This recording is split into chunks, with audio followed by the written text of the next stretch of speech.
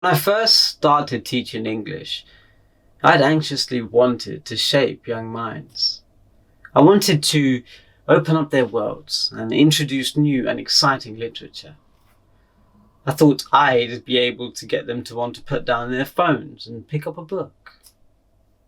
I thought I'd go on to inspire a student to become a best-selling author, a student whose life I had turned around and given direction.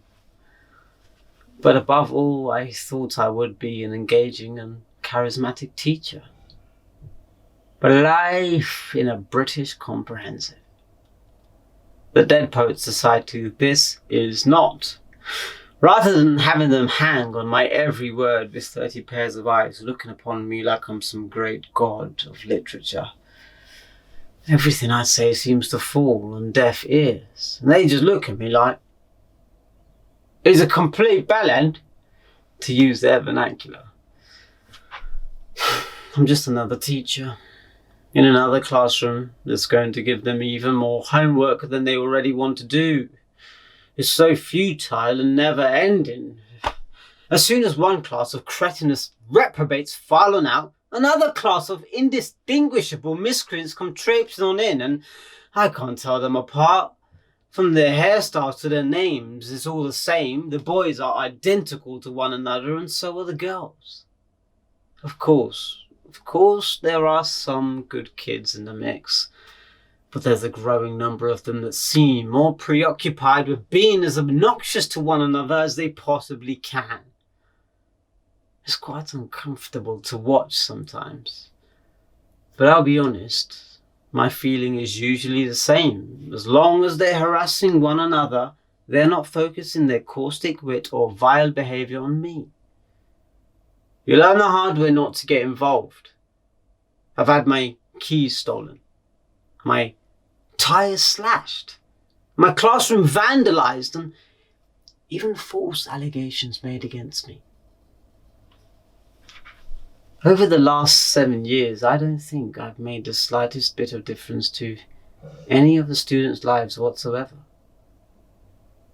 My greatest accomplishment is getting through an end of a lesson unscathed, knowing that I've passed on just a speck of knowledge to someone, anyone. That being said, there was this one girl, Priya Singh. She was fairly anonymous. However, I was aware that some of the kids were pretty awful to her. But I didn't get involved because, my past experience taught me a lesson. I honestly didn't know how bad the bullying was until I walked into the canteen one this morning and it was alive with chatter. She had killed herself. I didn't believe it. I had to double check my register and just clarify it was her that they were talking about.